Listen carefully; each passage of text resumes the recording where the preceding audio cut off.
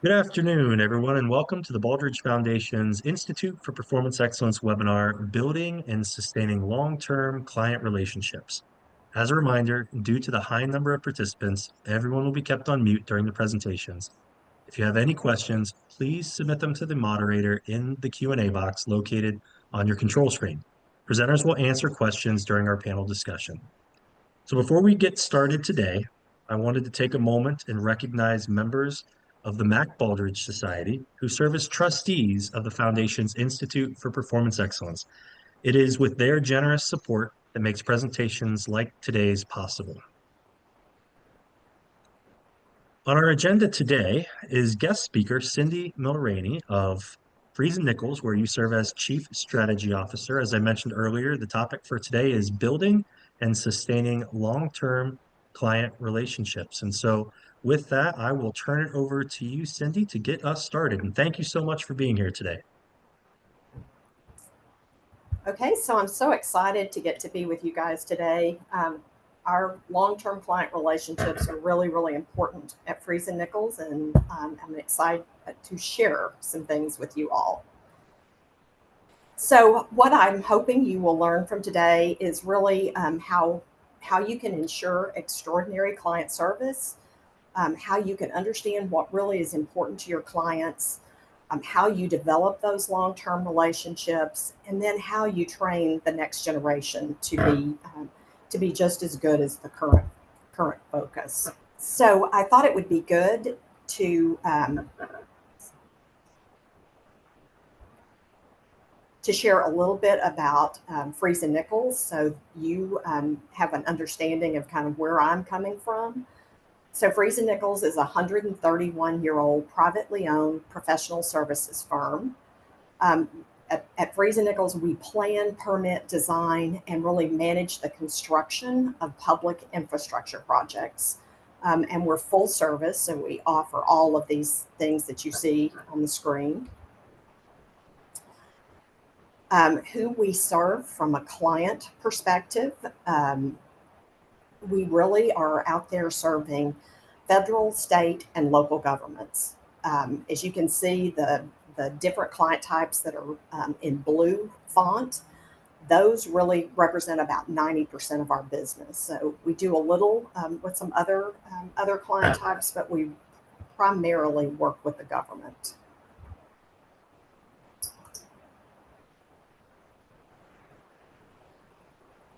So typically, probably not surprising as a Baldrige recipient, I'm going to start off showing you just a little bit of data. So at Freese and Nichols, over the last 15 to 20 years, our repeat business, the percent of the clients who come back to us, really ranges in that 83 to 85%. And if we look at industry benchmarks, that's usually more in our industry, more 60 to 80%. We get about 97% of our revenue from clients that just keep coming back to us.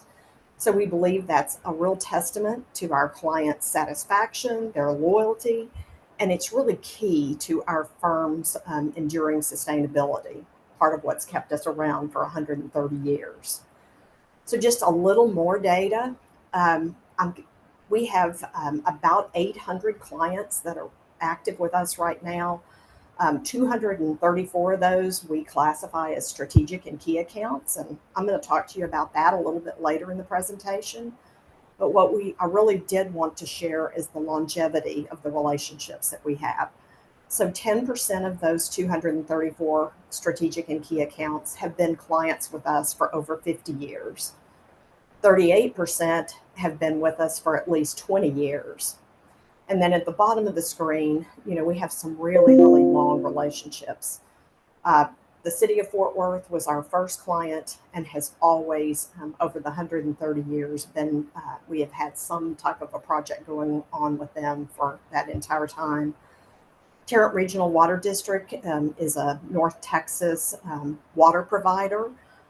They've been in existence for 100 years. We actually helped them form that water district, and we've served them ever since.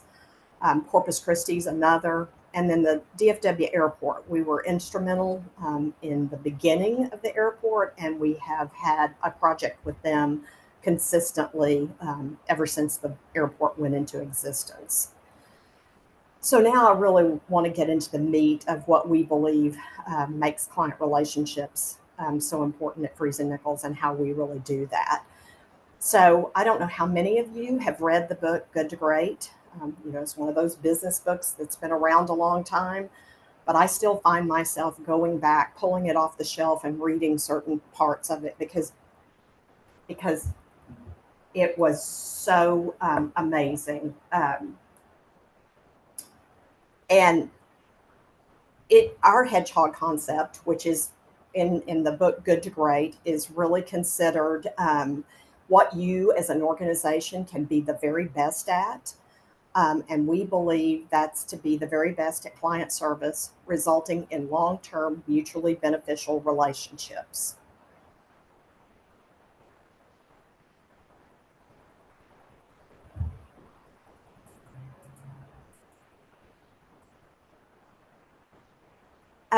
So I want to talk about some of the reasons that we believe that this hedgehog concept and our client service is so deeply embedded in our organization. I think if you went to almost any engineering firm's website, you would see client service as a differentiator. But we believe that we really live that client service. If you look at our mission statement, innovative approaches, practical results, outstanding service. If you look at our values, serve always is one of our 5 values. And then our vision is really to be the firm of choice for clients and employees. Another way that we embed our belief in client service in our organization is through our leadership system. So we developed Freese and Nichols, or F&I Leadership Excellence, several years ago to really define the processes and the behaviors that we expect from leaders at Freese and Nichols. And you can see at the very top of that is people focus. And so for us, when we talk about people, people are our clients and our employees. And so there's a number of these things: delivering technical excellence and results, making heroes of others. Those are all things that really help us to embed this hedgehog concept deeply within our organization. So another thing at Freese and Nichols, we have been around a long time, and when we were smaller, it was very easy to take someone along to client meetings, or mentor and coach the person that sat next to you in the office about how you really build these client relationships. But as we are now 1,300 employees and spread across 34 offices, that kind of over the shoulder training for client relationship building, we felt like it wasn't enough. So in 2024, we got a group of people in a room and developed what we are calling our client relationship roadmap. So it has 4 pillars, which we believe represent how we build those relationships: listen and learn, connect and collaborate, deliver and delight, and serve and sustain. And all of those things are built upon tools and processes that we have in place. And so I'll share a little bit more about some of these different pillars. So really, listening and learning is kind of in the early stages with a client. So you're really trying to gather information, understand that client, ask good questions. And we really encourage people, when they're new to the client relationship building world, to find a coach or a mentor, someone who can help them through this process. The next pillar is connect and collaborate. So here we want to start investing in that client. We'll do brown bag seminars for them to educate them. An example of that is educating them around the art of construction management. We want to build that credibility, and we want to start to really understand their needs and challenges, and then how we can be part of providing the solutions to those challenges. The next pillar is deliver and delight. And so that's really where we're starting to be delivering projects for them. And for a lot of our clients, we have many projects going on at one time with a particular client, and different project managers serving that client at the same time. So we think it's incredibly important to be responsive. You're going to see several times through this presentation delivering quality and technical excellence. You just can't have a good client relationship if you're not delivering on the projects. We want people to have fun with our clients. We want them to be excited and happy to get to work with us. And we always, obviously, want to be a good steward of their resources. And then after we've been doing projects and developing relationships for a while, it really becomes more, we're going to serve and sustain that relationship. And at that point, we want to be doing more than just projects. We really want to be a trusted advisor to that client, and we want to grow with them. And really, one of the things that I think is so important is to plan for succession.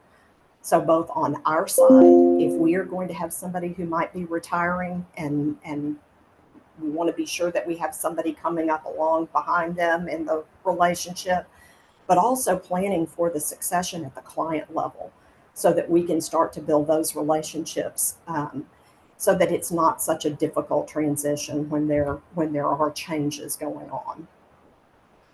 So just a little bit more detail in some of these areas. So some of the ways that we listen to our clients is through project surveys.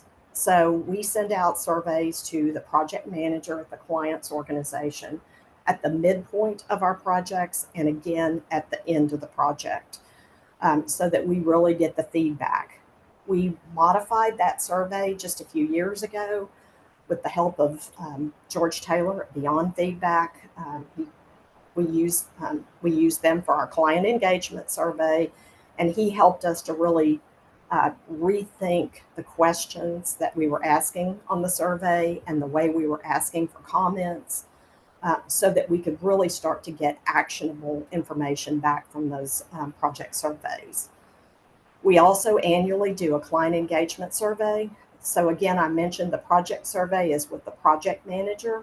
The client engagement survey is at a higher level within the client organization. So maybe in a city, that city manager might get the client engagement survey. And again, using Beyond Feedback, we find out what are the things that are the most important to our clients, and then how they score us on those things. And so we're able to really understand, what are the areas that are most important to a client, and maybe those that we're not scoring as high in, so that we can then put actions in place to improve how we are, serving our clients. Our executive team does visits with clients. So whenever we're out traveling to an office, then we work ahead of time with the support specialists in that office to be sure that we have visits set up with the clients in those local areas, so that we can be sure that we are servicing them in the way that we need to. And then staff at all levels are doing client marketing visits and obviously spending time with them on projects as well. So, when we're talking about connecting and collaborating, one of the things that we have developed, we call it our zipper approach. So we want to be sure that we have a real depth of relationship. So we're trying at each level within our client's organization to have someone within our organization aligned with them. So I mentioned a moment ago having our executive team, someone in our C-suite. They would really hopefully have that relationship with an elected official or our city manager, all the way down to the fact that we want our corporate staff to be aligned with their corporate staff. And an example of that is accounting. So our contract actually asks for the accounting or billing person within the client organization to be completed in that contract, and then we give them who would be their accounting contact. And we believe in building that relationship all the way down to that level and have seen real benefits from it. I've mentioned deliver quality and technical excellence many times. Again, that is such the kind of the baseline. If those things aren't happening, the relationship is not going to go well. So we have a lot of processes and programs in place. We have a QC, QA program where we're ensuring that the quality of the product, anytime there's a deliverable that's going to the client, that it's been reviewed. And then our QA process actually really reviews that to be sure that project managers are following all of our project management processes. On the technical side, we've created recently what we're calling our National Technical Organization. And we have a leader in each one of our practices that is now responsible to be sure that our technical delivery is consistent across all 34 of our offices.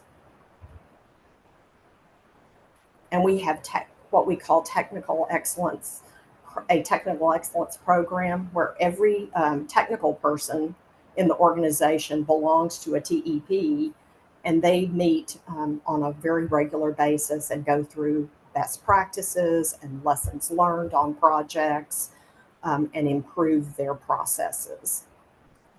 So again, I think on the serve and sustain, I mentioned earlier about becoming a trusted advisor. So we really want to be sure at this point that we understand more than just at a project level, but that we really understand things at more of a business level. So for the client, what are their internal and external drivers? How do they measure success? How can we help them be innovative? How can we help them be more cost effective? That's something that is really important right now as construction costs are escalating. It's really hard for a lot of our clients because what they thought were going to be the money was going to be enough to do 2 or 3 projects. Now maybe it's what they're having to decide some project that they're not going to be able to do. So being that trusted advisor. One other thing that we like to talk about is to make the client the hero. So we don't want at the end of a project to be talking about, wow, Freese and Nichols did a great job. This was a wonderful project. We want to be talking about how successful our client was and how this made them look to their community. So it's really important. We created a little model for how we believe that we can always be there to make our client the hero. So the other thing that we believe is that everyone has a role in client relationship building. So it's not just, we actually have a sales organization with a number of people whose sole responsibility is to build business and sell projects, build client relationships. But everyone in the company has that, that is a part of their role. And so I'm going to talk just a couple of other ways that we believe we can make that, make everyone in the company believe they're part of it. I mentioned the client relationship roadmap, and that again was only developed in 2024. So when we talk about everyone needing to be a part of relationship building, not everybody knows how to do that. And so we have built out, in this year, we've developed the training around the client relationship roadmap. We've started off trying to teach all of our group managers so that there's a consistent language around this. And then we've also, we're really looking to see what are the supporting type classes that we need to offer. And then we've got a plan for the next 2 years of how what groups we're going to train and how that's going to roll out. And then we're about to enter into our budgeting season. So we've made sure that our group managers have these training classes budgeted for their people to go to. So just a couple of other ways that I think we really focus on building these relationships. You heard me say just a little while earlier about strategic and key accounts. 800 active clients, but yet 234 strategic and key accounts. And you can see the definition for these strategic and key accounts. They're really the ones that we are going to do a lot of work with.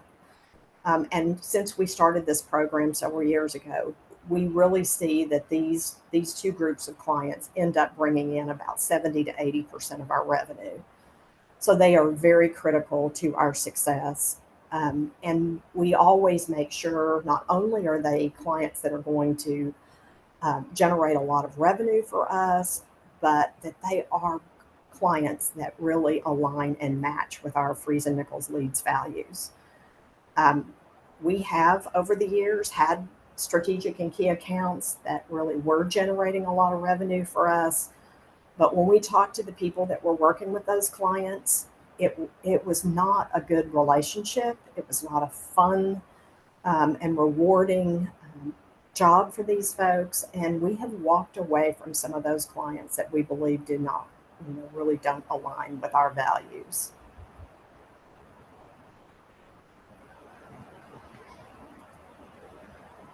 Another way we ensure this client relationship is every client, all 800, have what we call a client rep, a client representative. And so it is the responsibility of that person to really foster the long-term mutually beneficial relationships that we talk about in our hedgehog concept. We expect these people to really stay very involved with the client, to understand the needs, the challenges, to understand, who the key decision makers are within that organization, to be able to understand how they expect us to deliver for them. That's one of the things that we've seen in our client engagement survey is that different groups of clients, municipal versus maybe water district and river authorities, when we get that data back, what's it really important to them may be different from one client segment to another. And so we expect our client reps to really understand that. They cannot be the technical expert in everything we do because we are so full service. But we need them to understand all the things that Freese and Nichols can bring to bear for a client. And we need them to be sure that they can help match the project opportunities that the client has or their challenges with the Freese and Nichols resources that we can bring to bear. And then we also, not every project goes perfectly, and sometimes there are mismatches from maybe the project manager assigned to a particular client just isn't a cultural fit with that client. And so we expect the client rep to be involved and to understand that and to be willing to then come back and discuss how we make those staffing changes if we need to in the middle of a project. They get all of the project satisfaction surveys, so they are monitoring the results of those and seeing what we need to do to change our, how we're delivering based on the comments and the scores on those project satisfaction surveys. So we really believe that client rep has to act as our client's advocate. And then they have to be very well connected back to Freese and Nichols and understand everything that goes on there. So another way that we feel like is really important is for us to invest in our clients' activities and the things that they're interested in. So our folks attend lots of meetings, whether it's city council meetings, chamber of commerce meetings.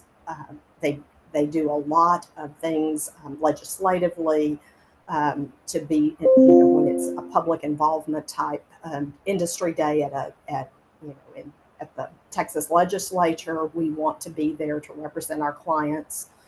We do a lot of groundbreakings and ribbon cuttings for our clients, and then hold a lot of public involvement meetings. So we want to we want our clients to see us visibly out in their communities. And another way we do that is through, our leads, value, serve always. That really encompasses giving back to our communities. And so each one of our divisions puts together a plan every year about their community involvement and and giving that they are, and we budget for a certain amount of time and a certain amount of money for them to be able to give back to their communities.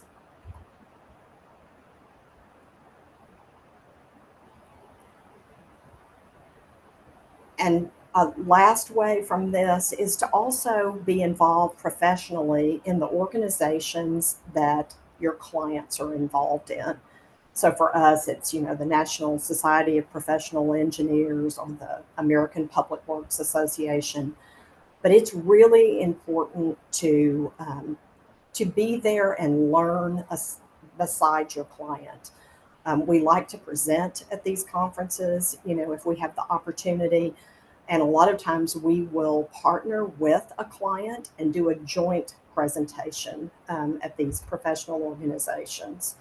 So we believe that's really important also in building these relationships. So what I would kind of close with is relationship building is a journey. It doesn't happen overnight. And we believe that you don't chase projects, you chase these client relationships, but you understand that a brand new one, you don't start talking to a client and then expect them to give you a huge project the next day. It really is a journey.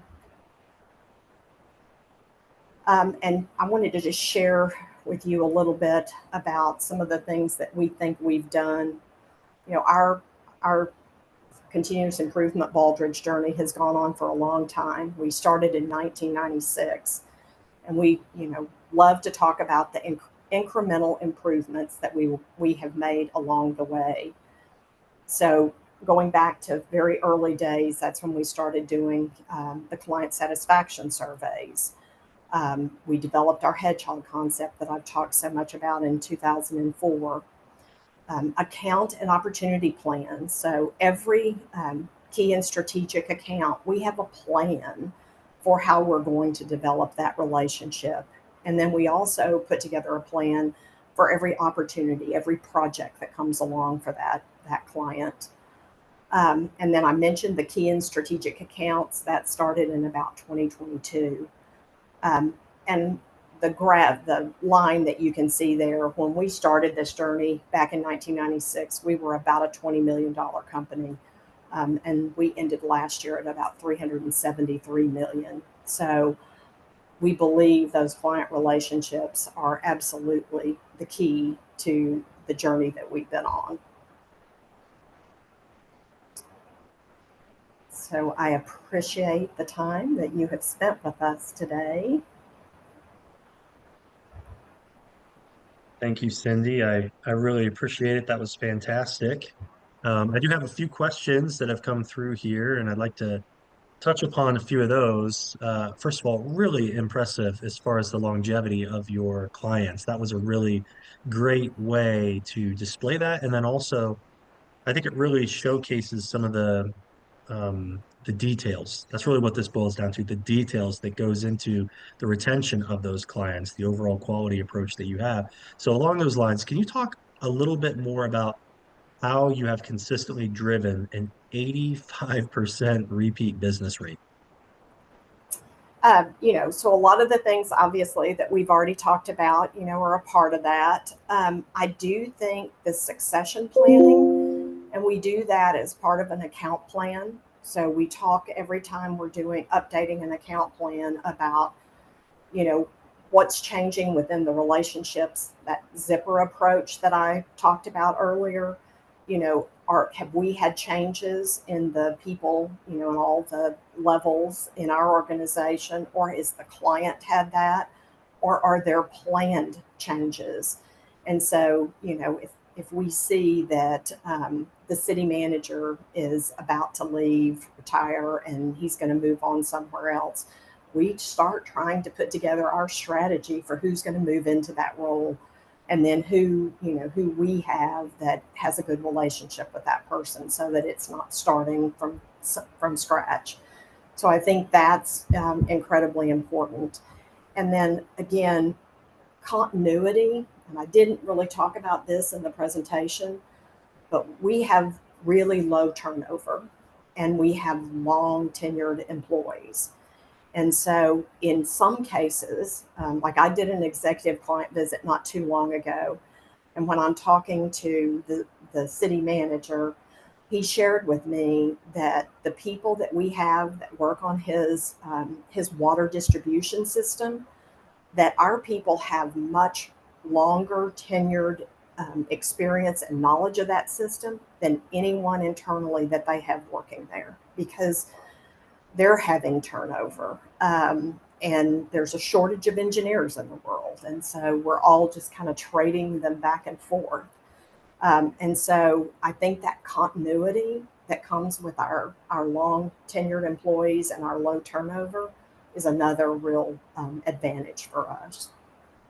Absolutely. And some of which you just spoke about, I think moves nicely into the next question we have, but feel free to elaborate on any of those. But it's what have been some of your challenges over the years in building or keeping your client relationships? Well, again, yes, I probably did talk about some of those because, the city, especially with cities, um, most of them have a pension program. And they, after I think 20, 25 years of service, they can retire. Plus, the city management world, that whole city government world, they move around a lot. And so, one of those challenges is, having to know that we're going to see that kind of turnover and being sure that we're ready to respond to it. Um, Probably another challenge that I see, and I said it earlier, is the whole idea of how much the construction costs have escalated. And so, really being able to do value engineering to help them look at maybe their overall CIP budget, to know, if we can't do everything, what can we, help them prioritize and know what are the best projects for them to move forward. Um, because I think sometimes internally it's hard to make those decisions, and we can help bring some knowledge that and some expertise in that area. Absolutely, absolutely. Well, it was easy to see from some of the slides that you displayed the positive trajectory, if you will, of the organization, especially since the mid 90s till now. Obviously, the firm's growing, so that's great. Interestingly, before we got on the webinar today, there was just a brief conversation with you and I about kind of onboarding and seeing that next group of leaders, right? And it was fun to talk about that for a quick second. So, along those lines, how do you teach that next generation the skills they need to build and keep good relationships? So, it's not just about doing the job, right? It's about retention and all the details that go into it. So how do you guys approach that? And so I think this client relationship roadmap training is definitely part of it. But I think we try to start even earlier than that. So um, we have we have gone down a road recently for career architecture. Because when we got our employee engagement survey the last couple of years, career advancement has been one of the areas that, really important to an employee, and maybe not feeling like we're doing as good a job as we are in other areas. And so we've we've really identified success profiles for the different jobs within Freese and Nichols. In the whole engineering kind of ladder, we go from an engineer one all the way up to an engineer eight. So, what does it take to be successful in all of those roles? And then building the training around the core competencies in these success profiles. And one thing I'm really proud of is that when we started doing that, we went back to our leadership system We went back to our leads values. We went to our client relationship roadmap, and we've made sure that at every one of these trainings that we're building the skills that they need to be leaders, to be client relationship builders from the day they walk in the door. Mm, that's a great answer.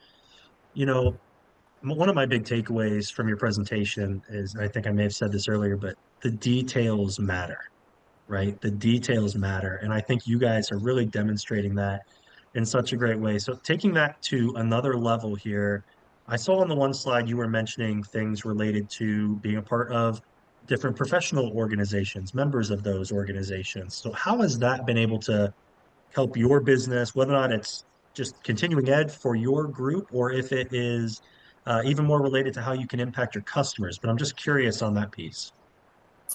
So that is really important, and it is important from a kind of different different viewpoints, because our employees love to be involved in these professional organizations for their own professional growth. But then it also is a wonderful client-rich environment. So when we send somebody to, some of our young folks to conferences, we expect them to submit an abstract so that they can have the opportunity to present. I think I mentioned that we love to have, if there's a project they could present on and then bring the client in along with them. That's really important. We also submit a lot of our projects for project awards through these professional organizations. And again, we present them. We'll do the work for the award submittal, but it's for our client. So the client is submitting that award. Freese and Nichols isn't. And so, we have a we have a really really cool project out in Georgia. It's a stormwater kind of detention thing, but it turned out into a beautiful park. It's called Cook Park, close to the new football stadium. And that project ended up, it won an award, at the local level, and then went to state, and then to national, and to international. And so we got to be with the client, the city of Georgia, city of Atlanta, excuse me, with them at every one of those stages to receive that award. So it's kind of like that slide I showed on making the client the hero.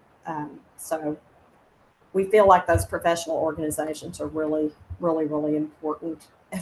And they've also, it's a little hard to say, they also are a recruiting ground, because if you're at that conference and you hear a really really good speaker from another organization, we hope you come back and talk to the recruiting team at Freese and Nichols, because like I said earlier, not enough engineers, so we're just having to all share what's out there. Absolutely. It's funny you brought up the make the client a hero concept again, because that's what I was thinking. Again, going back to the details, and if that's at the center of your overall approach and everything kind of spans out from there, wow, it really sets you guys up for success. So that's really great to see. Um, One of our questions in the chat here, and it might go back to your mission slide that you had, but can you speak a little bit to how your org defines quality in general, and maybe some examples of just how it's measured in your guys' case? And so, you guys got a lot of different types of clients, a lot of different types of things that you're doing, but quality is a pretty central concept. So how do you guys define that? So, I would tell you that over the years with Baldrige applications and Baldrige examiners, that's probably been one of the things that might be a little bit challenging when you're asked, how do you measure quality? But we do it in several ways. We ask about the quality of the deliverables in our project satisfaction surveys. We ask for about the project delivery quality in the client engagement survey that we do. If we have things that go awry on projects, we end up having a claim. So, a client may ask us to help them redesign something or pay for something that didn't go well. We certainly don't like that, and we don't want to have we want it to happen very infrequently. We'd love for it to never happen, but we Sure. also measure those claims dollars as a percent of our net revenue, and we that is less than a half a percent, over the last probably 10 years. So very, very important to us. Absolutely. So you kind of started to touch a little bit on it. One of the other questions in here, are there specific kind of reoccurring, maybe key performance indicators that are used with your clients? So things that maybe the low-hanging fruit, if you have examples of what some of those are off the top of your head. So, one of those would be like our percent of quality control um, check, like our quality control reviews done, um, and we do it within with more than 7 days before the deliverable is due. Because Mm, what that's telling you, we can maybe have a QC review that gets completed before the deliverable goes out. But if that QC review hits somebody's desk to be reviewed on the day that it's due or the day before it's due, we're not going to be successful. You know, we're just we're not doing the job that we should do. So we do some metrics around that. We measure the percent of QC and QA hours as a percentage of the total hours. We measure the percent of senior advisor hours. So we went through a Lean Six Sigma project back in 2017 around projects that go over budget and why that happens.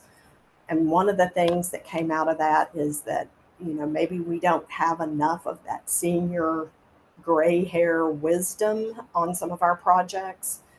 So now there's a senior advisor that's designated at the beginning of every project, and we expect that senior advisor to spend time on the project. And if there are no, if we're not seeing hours being charged by them on the project, then we know that we're not getting that wisdom and guidance that we need. So those are some of the kind of in process type measures, maybe, Josh.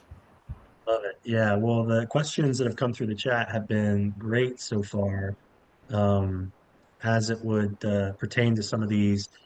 Two more quick ones here. It says, if you can share, what is the most frequent area of improvement that you have received from your key and strategic accounts? So, what's that one area that's just the most frequent area of improvement for you all? And it has shifted sometimes because we will take the opportunity for improvement and then we'll work on it. But then something else pops out. I would say right now it's schedule. And it still is scoring pretty high, but it is definitely, again, as busy as we are. We're definitely seeing schedule be one of those. Um, we got some feedback on this last client engagement survey around cost estimating. Um, it's hard right now. You put an estimate of what the construction cost of a project is going to be today, and through we do that earlier in the design, and by the time you get to the end with the environment that we're living in, Mm, it's really really hard, and so we're trying to put some new processes around cost estimating and where we're grabbing some of the latest bids that are coming in. We're talking about how AI could actually possibly help us with that, getting the latest information from a cost estimating standpoint. But yeah, the schedule's one that I definitely, it's, this is not the first year that's popped up. Um, sure, sure. Well, it's nothing will pop up if you don't survey your clients, right? And so the data collection and how you make data-driven decisions off of that is key. It's very important. And so you mentioned beyond feedback as well, and I know that's been a client of your, a partner of yours, I should say, for some time, and they do a phenomenal job being able to collect that type of information so organizations like yourself can make the decisions they need to better serve their clients.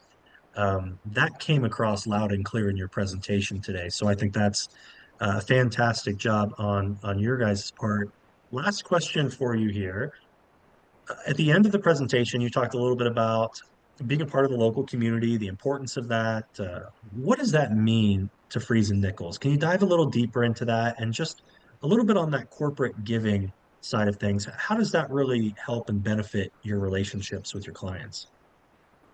So, like I think I mentioned that at the division level, which is kind of regional for us, but there's a maybe not divisions don't exactly align with regions, but close. Each division manager, and they're like right now they're working on their plan for next year. So, what are the professional organizations?